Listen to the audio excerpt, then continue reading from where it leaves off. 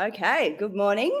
Happy Friday, everybody, and welcome to Overdose and Chill. I can't remember which number, but Raven will forgive me for that. We are broadcasting live on LinkedIn, Facebook, Twitter, all the usual channels. And as always, feel free to drop in questions.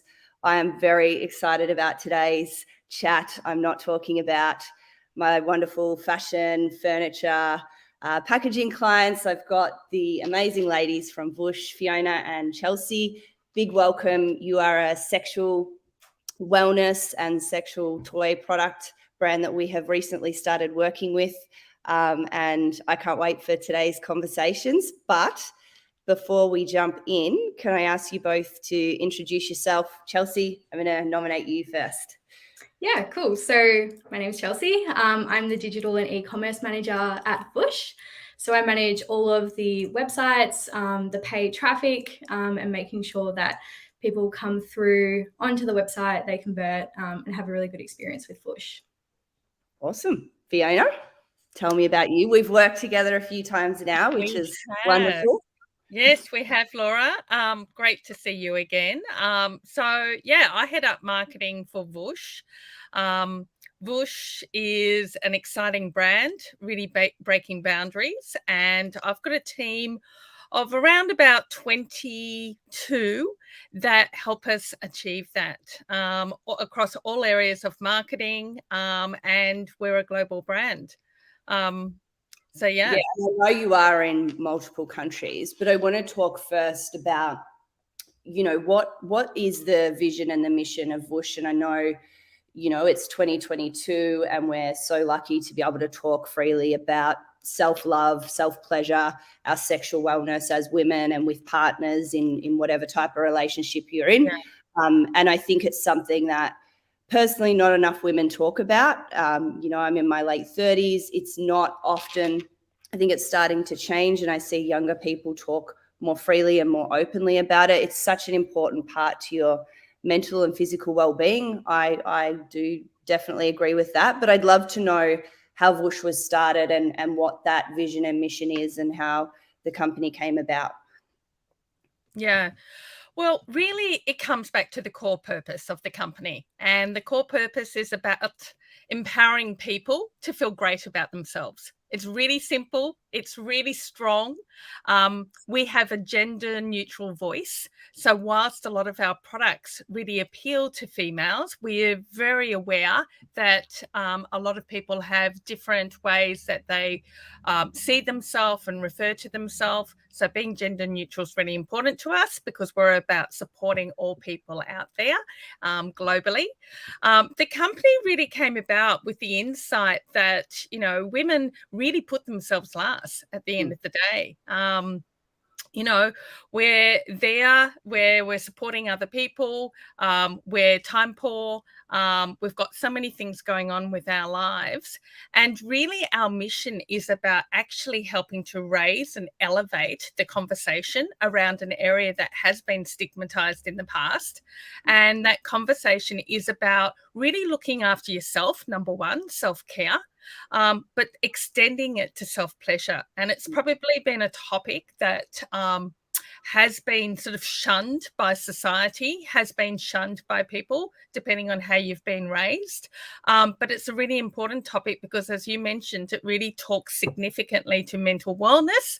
It also talks to really tapping into who you are as a person as well, and supporting,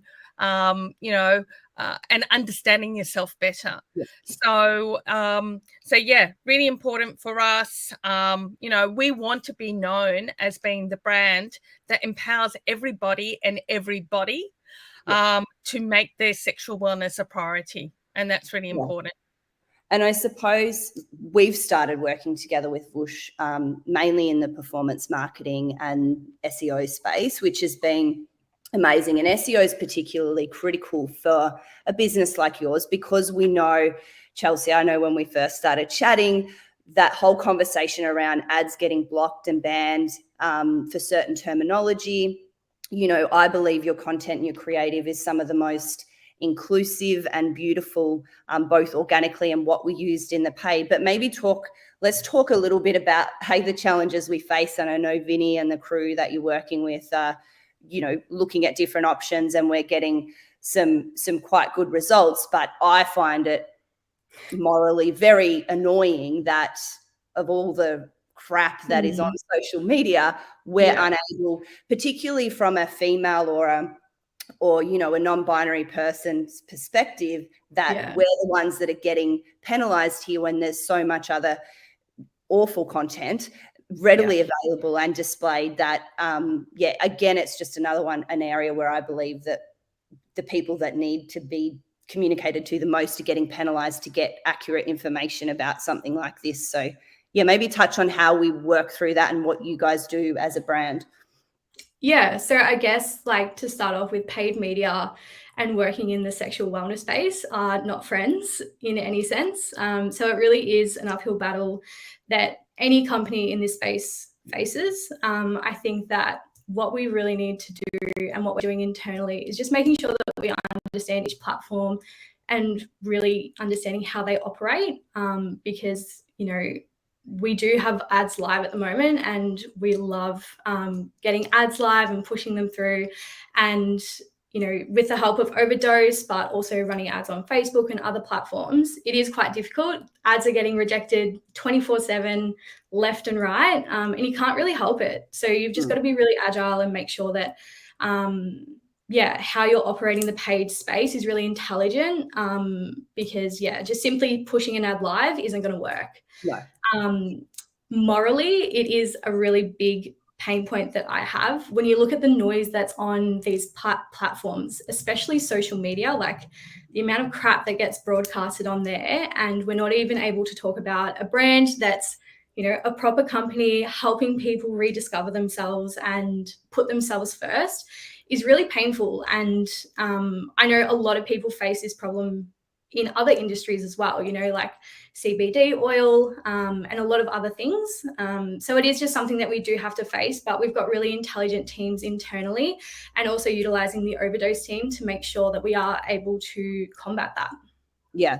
And I suppose the organic content and the control that you have over that is broader. So maybe talk to me about how you've used ambassadors. I know you've used real people, the storytelling component to, I suppose, how you're getting the product out there, how to use the product. There's a variation in the product, and I know you do period pain ones, which if you're the team, you guys were really kind and gave us great discount. And I've got a discount code to share with everyone today on one of the products, so we might do that a bit later. But talk to me about how you do that organic engagement and what your influencer or strategy is, whatever you're comfortable talking about, but how you tackle that.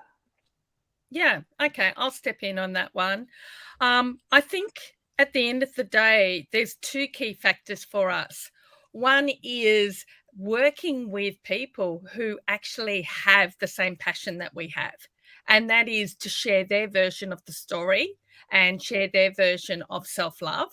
And so influencers are really important to us, and that comes down to a nano level right up to a macro level. We have had a brand collaboration, for example, with Abby Chatfield, very successful brand collaboration, who is also aligned to the brand in terms of sharing the message and helping people and women and but people in general to actually feel confident in their own skin, and that's really important. And understanding your body is part of that process. So influencer marketing is really important for us. User-generated content, like most brands, most industries, that really sings very strongly. And anyone that actually touches or embraces the brand, be it our end consumers that buy from us, or be it us working with other individuals who are influencers or have their own voice they want to share, it all comes back to the fact that the brand's a brand that people feel that they can connect with. So it comes back to the voice of the brand. It's approachable. It is like a big sister voice. We have like an education angle with it without educating. Yeah. So therefore, it's an angle that people feel really confident in terms of asking questions they wouldn't normally ask their girlfriend or someone in their peer group. And I think one of the key areas that Vush has done a fantastic job with is our organic social in terms of delivering that. And we make sure that we really engage with anyone that engages with our channels, be it on Instagram or TicToc, and that at all times we're helping to support that person on their own personal journey. And then, authenticity is so important, because brands always ask me about organic. And as you know, we're not an organic creative agency, but we collaborate, we talk with our clients around the importance of it. And authenticity is the biggest one. And there are so many people that just don't nail it. And if I'm asked now, since working with you guys, give me a great example, I'm like, go check out Vush, because they are legitimately talking to people with purpose, with meaning. You're not talking down, you're not talking sideways, you're direct. And it is open to how everyone's self-love and everyone's form of pleasure is different, right? And everyone's in different kinds of relationships, or whether you're single. So I think you've nailed that incredibly well. And I suppose, even putting aside people like Abby, just that everyday person, the user-generated content and stuff like that has been, massive. Absolutely massive. And for us, our blog content's really important as well. And that's another way that we can help inform and educate, and then amplify that on other platforms. So that's another key strategy that we're very focused on. It is authentic from our side of things. We have got a sex expert that we have within our team, which is really exciting as well. And, as a brand, we've sort of broadened even out of, like, what does sexual wellness mean? That's a question we ask ourselves all the time. And when it comes down to it, it's a combination of both the emotions that you deliver and the pleasure that you get out of it, but there's also the other side related to sexual wellness, and that's related to pain, for example. And that's why very recently we launched our Aura pain relief device, which uses electro pulses. It's very cool, very fashionable, and it's really designed for young people who have any period pain conditions or really bad period pain to actually feel confident and get on with their life. And that's what our brand's about. It's about helping people to look after themselves, look after their sexual wellness, and to actually elevate their mood, whether it's out of pain or whether it's out of pleasure, as being the end result, and embrace life to the fullest. So, sexual wellness to us is very holistic, and it's got a bit of a beauty lens as well. Yeah, totally. And I think it's so nice to be working with a suite of products and a brand that it's not about selling a consumable. It is actually selling a lifestyle change or an improvement, which I think is a genuinely beautiful thing. Like, I know, even had I have announced, I've been in this industry for a while, and getting the day when you and I signed up to work together again and announcing it to the team, very rarely do I get as many people volunteering to work on an account as I got with you guys.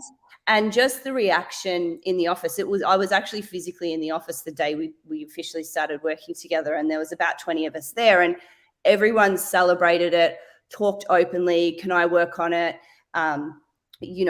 Some of the people that have got copywriting background are like, mainly women, are like, this should come from a women team, Laura. We need to make sure we understand what we're writing about. And I was like, yes, totally. But I've got nearly 50-50 in the Melbourne team between men and women, which is wonderful. But I know you've worked with some of our great men who are on the account as well.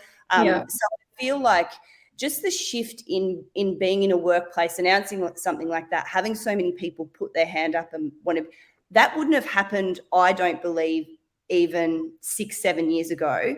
So that openness to be, to speak freely and genuinely want to connect and work in that space, I think is something that society has come a long way in. But I do believe, even going back to that frustration and the moral side of things with you, Chelsea, it's like there's still a long way to go.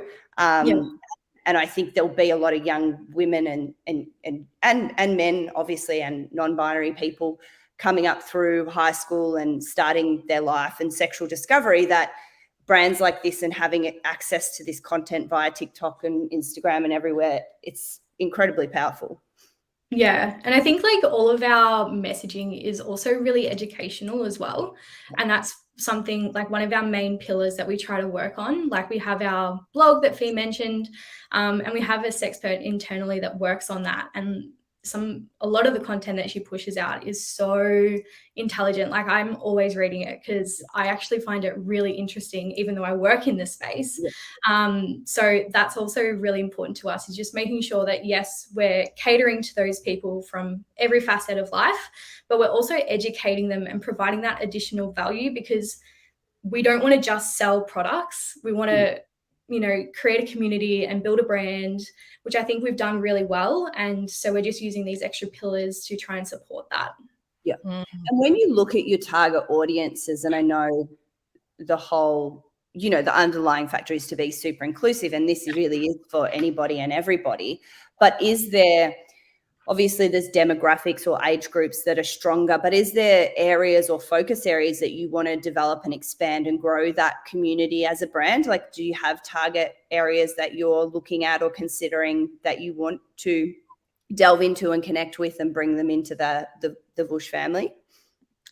Look, it's probably less demographic driven. I mean, the brand voice is very millennial as a voice. And that won't change. And that voice will appeal to people who are Gen X and will appeal to people who are Gen Zs. And, we're learning to adapt how we actually take the message so it's got that bit of broader appeal without losing the essence of it. In terms of location, it doesn't come back to location. To us, it's more about a mindset. That's the key thing.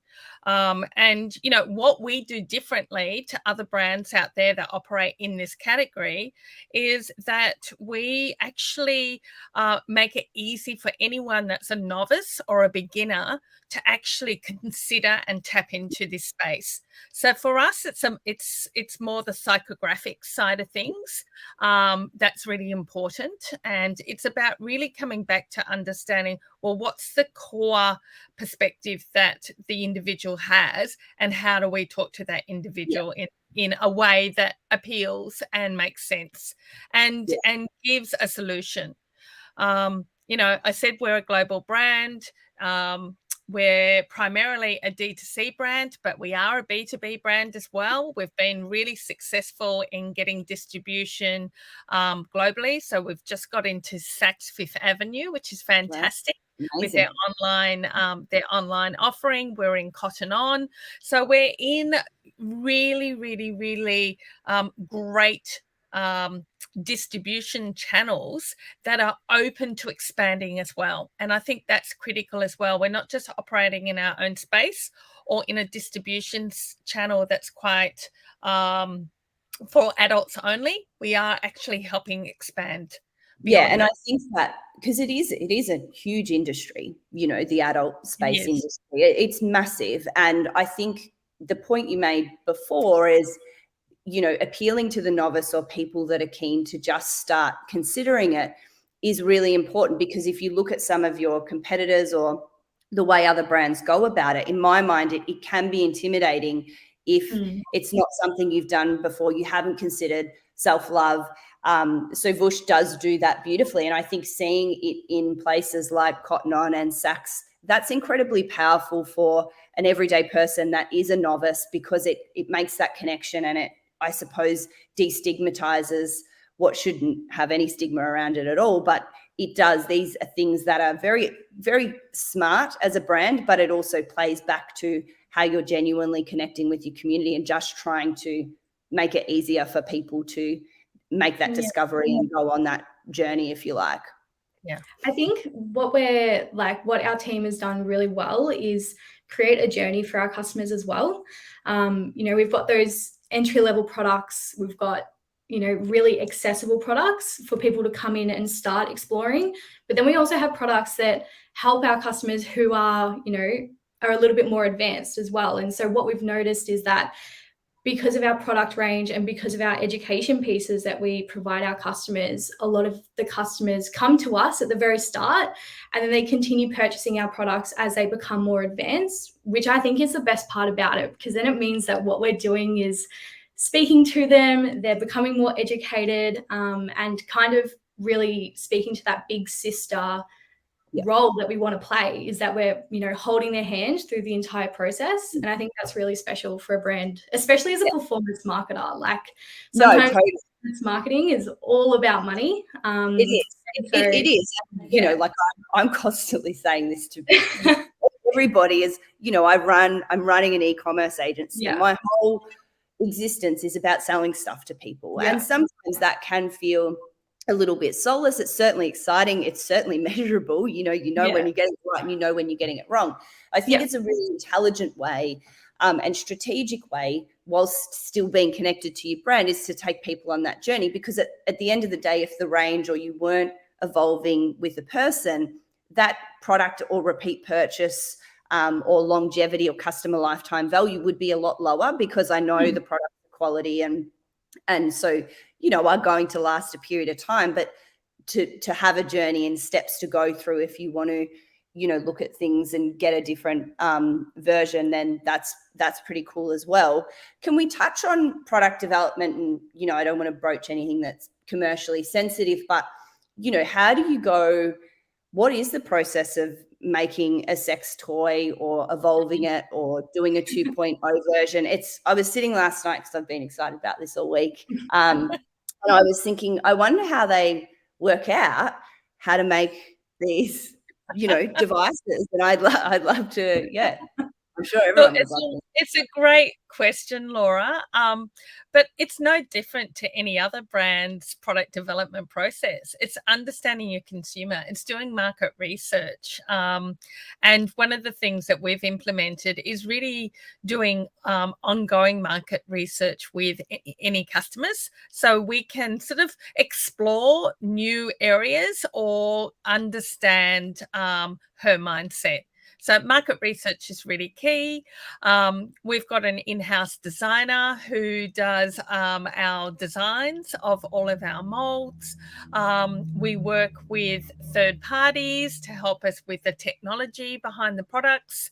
And for us, it's about, how do we Vushify it? It is not to be intimidating at all. Vush is not intimidating. Vush is approachable. Vush is fun.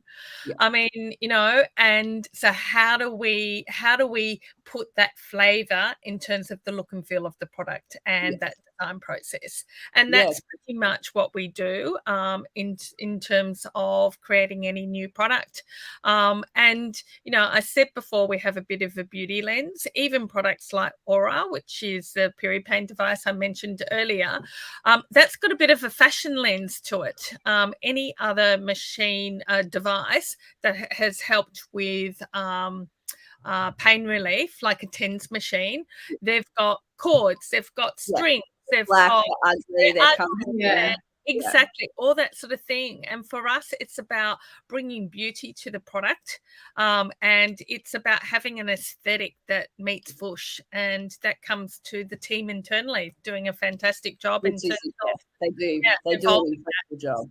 Yeah, and we talked a little bit about the user-generated content and product reviews, and I know you guys are on Shopify platform and you're in multiple regions, but what's that post-purchase journey like? Like, are you sort of automating that? Are you inviting people at certain time to leave their review, get their feedback? And I presume that obviously helps with on-site and the consumer choices when a new customer is coming to the site, but it's also informing that product development. Did you want to talk a little bit about how that post-purchase flow is working and what you're using and how important that is? And do you find most people that purchase a product are happy to provide that feedback back and give a review. Yeah, absolutely. Reviews are critical. It is, we've got about 10,000 reviews on our, we've got 2 websites, Vush Wellness and Vush Stimulation. So, as a brand, done a fantastic job. And yes, we automated it's all post-purchase. And we send out emails to anyone that's purchased to encourage them to tell us their story and their experience. We don't incentivize at all. It is, again, all authentic. And it comes back to, I guess, the voice and the language that we use when we do reach out to anyone that has purchased, and encourage them to share, what they think of the product, why they're using the product, the experience that they're having, so that we can get that authenticity.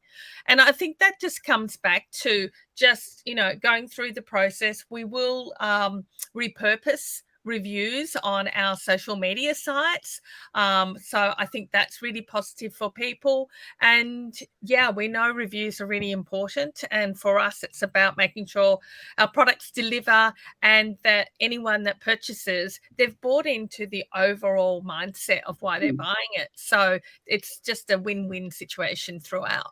Yeah. And I honestly am struggling to think of a vertical where reviews are more powerful than this space. And we constantly talk about reviews with our clients, whether it's bulk toilet paper with one of our big packaging clients, or a pair of boots, or whatever it might be. Now, still, again, really important, people want to read reviews, but in this space, and I know particularly with women and my friend groups and people I speak to, sharing a review or reviewing a review when making a purchase decision like this is almost, the second step that they're taking. So I think it's a really interesting consideration from a commerce perspective, is how that plays into the purchasing journey, how you're repurposing it and how it's displayed on site, because I do think it's number 1 or number 2 in that